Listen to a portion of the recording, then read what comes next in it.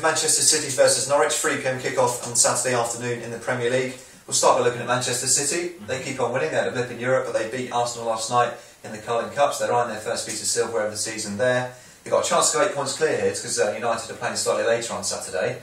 Have they got a weak link, City? What do you think about them? I think they're defensively slightly weak. I don't think they're as strong in the back as they are up front.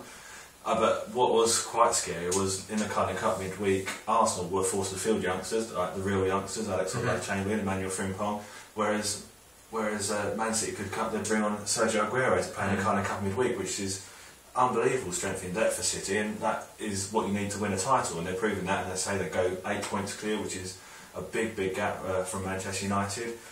But I do have some concerns about them defensively. I think Johnny Lescott and Vincent Kompany and Zabaleta, they're good defenders, but their purpose just doesn't match the up front. The thing is, they'll score more anyway. That's probably their mentality, even if they are slightly shaky. I can't remember who. I think it was Lescott. He said we've got to stop that mentality. As much as we can't always say we're going to score more. Can't get on forever, I suppose. Exactly. So they do need to find a balance, but it's looking ominous. They're doing fine, yeah. And obviously they're playing Norwich this weekend. Excellent win for us against QPR last weekend, which has taken the pressure off this time around.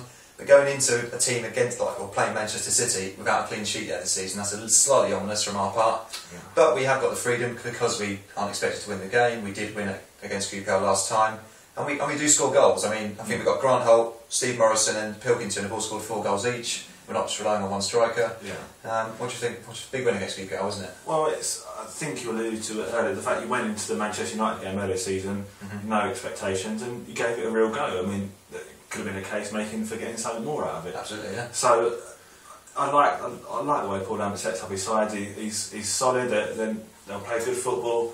They've got some real good players stepping up, which I don't know about you, but personally you couldn't see happening to start seeing. You've got players like. Well, there's players that haven't played Premier League football before, so we didn't really know. But they're playing at their highest level they've ever played at. So they're just giving it their all. Yeah. And that's with kind of other teams' problems slightly. Maybe QPR to an extent, and they've got players like Sean Wright Phillips who have been at much higher levels than this and performed for Chelsea, so are they going to give it all for QPR? I don't know. We've got everyone fighting for Norwich, so that's what's going on. There's one thing you must say about Paul Lambert is he gets players playing at their ultimate potential, how talented they are, and they'll give it a go. They won't expect to come away with anything, but if you do, jobs are good. Okay, so we'll go for a prediction on Manchester City versus Norwich. I think we will lose the game. I think that's fairly given, and I think to say otherwise would be slightly optimistic, so I'm going to go for Manchester City 3, Norwich City 1.